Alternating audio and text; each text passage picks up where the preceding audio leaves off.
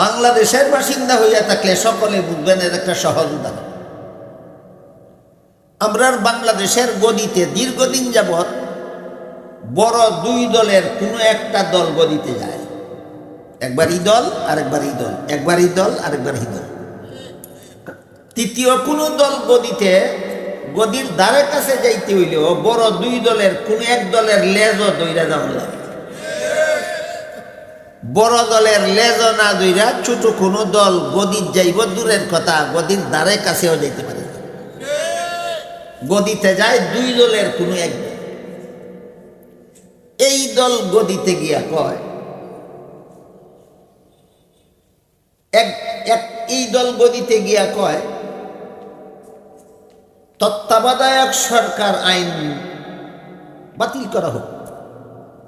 কেন তত্ত্বাবধায়ক সরকার আইন বা তত্ত্বাবধায়ক সরকার আইনটা বাতিল করলে যে সরকার গদিতে বসা আছে নিজেই নির্বাচন করব, ইচ্ছা মতো বুট চুরি করে ফাঁস করে লইব।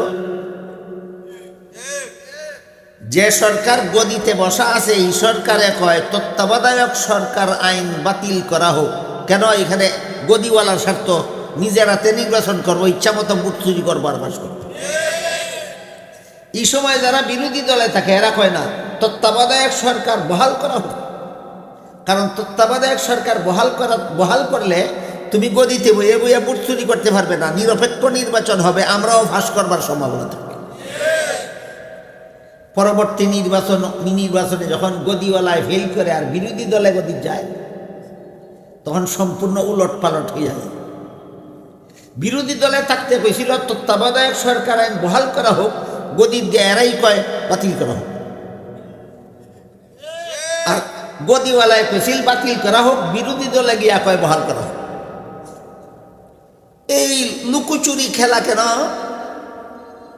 এটা বাংলা ভাষায় কয় লুকোচুরি খেলা, আমরা আঞ্চলিক ভাষায় কয় লুকফুটানি খেলা। এই লুকফুটানি খেলার একমাত্র কারণ মানুষের হাতে যদি আইন বানানোর দায়িত্ব দেওয়া হয়।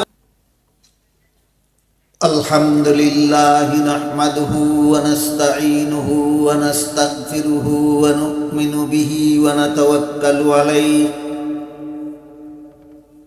ওয়া নাউযু বিল্লাহি মিন শুরুরি আনফুসিনা ওয়া মিন সাইয়্যিআতি আ'মালিনা। من يهده الله فلا مضل له ومن يضلله فلا هادي له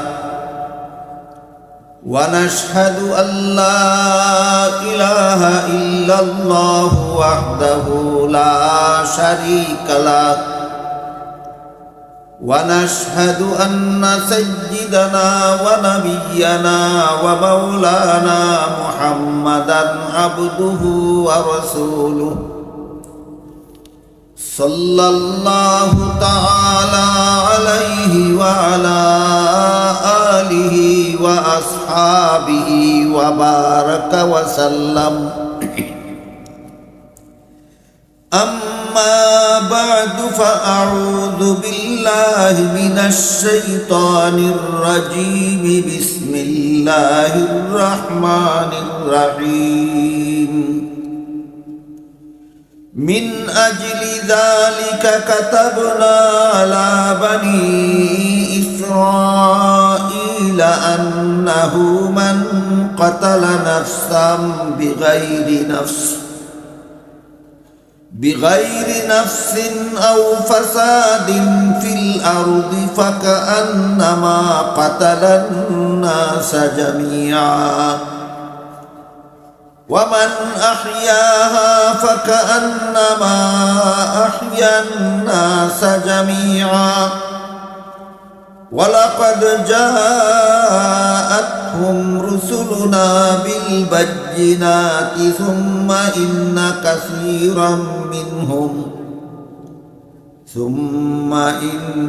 كثيرا منهم بعد ذلك في الأرض لمسرفون. بارك الله لنا ولكم في القرآن العظيم ونفعنا وإياكم بالآيات والذكر الحكيم.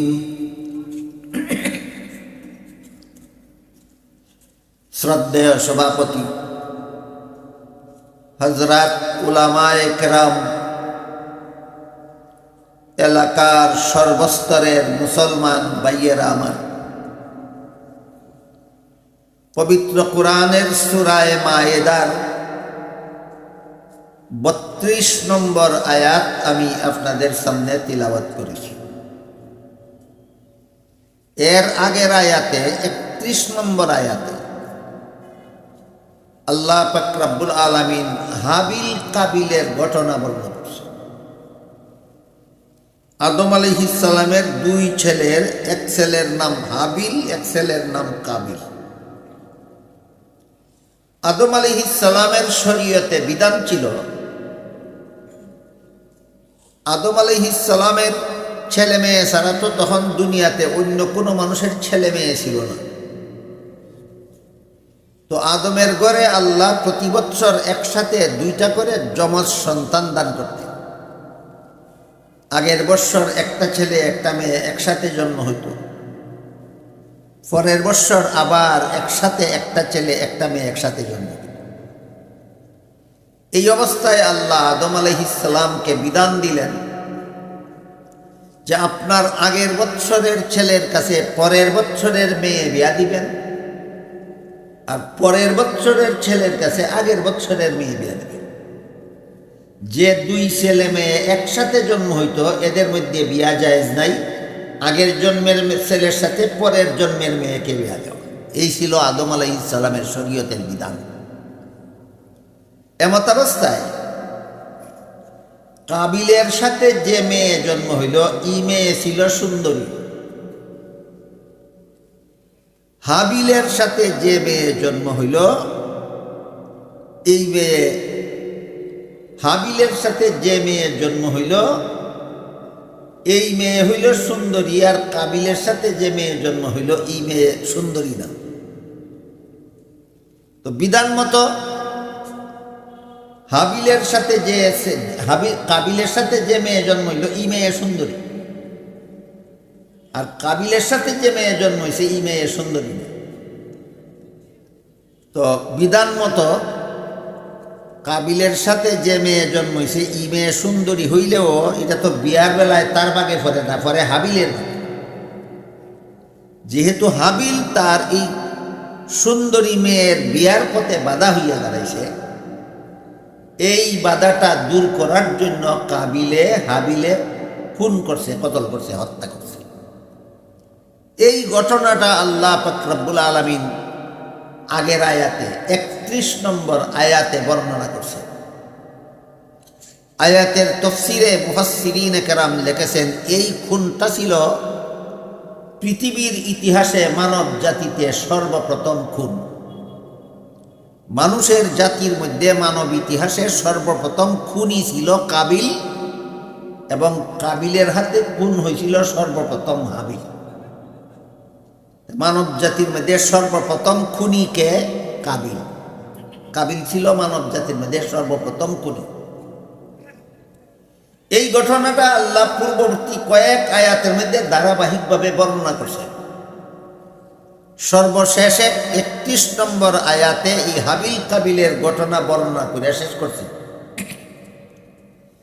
এরপরে ৩২ নম্বর আয়াতে আল্লাহ বলেন, এই জন্যই আমি বনি ইসরাইলদের প্রতি বিধান দিলাম যে একটা খুন করলো সে সারা দুনিয়ার সমস্ত মানুষকে খুন করার মতো অপরাধ করল।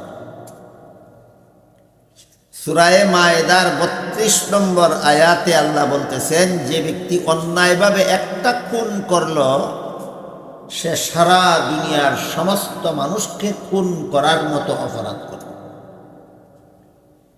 তাহলে একটা খুন করলে সারা দুনিয়ার সমস্ত মানুষকে খুন করার মতো অপরাধ কিভাবে হয়? কয়েকভাবে হইতে পারে। এক নম্বর, একটা খুন করে সারা দুনিয়ার সমস্ত মানুষকে যদি কেউ খুন করে তাহলে তাকে যেমন হত্যা করা সরকারের উপর ফরজ, একটা মানুষ যে খুন করে তারে হত্যা করাও সরকারের উপর ফরজ। বলেন শুধু সারা দুনিয়ার মানুষ খুন করলে খুনিরে হত্যা করা ফরজ না একটা মানুষ খুন করলেও তারে হত্যা করা ফরজ? তাই এই দিক দিয়ে সমস্ত মানুষ খুন করার সমান অপরাধ। সারা দুনিয়ার মানুষ খুন করলে যেমন তারে হত্যা করা ফরজ, একটা মানুষকে খুন করলেও খুনিরে হত্যা করা ফরজ। এলো একটা কারণ, সমস্ত মানুষ খুন করার সমান হওয়ার এক কারণ। আরেক কারণ হইল, কেউ যদি সারা দুনিয়ার সমস্ত মানুষকে খুন করে তাহলে সে যেমনভাবে জাহান্নামী হয়, যে একটা মানুষ অন্যায়ভাবে খুন করে তেমনিভাবে সেও জাহান্নামী হয়।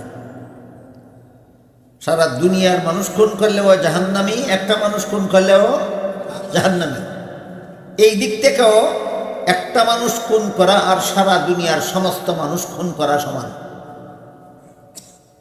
তৃতীয় ব্যবস্থা হইল, কেউ যদি কোনো পাপের ব্যবস্থা চালু করে তাইলে তার চালু করা ব্যবস্থায় পরবর্তীতে যত মানুষ এই পাপটা করবে সকলে মিলে যে পরিমাণ শাস্তি যে ফইলে চালু করছিল সে একাই হইবে সেই পরিমাণ শাস্তি।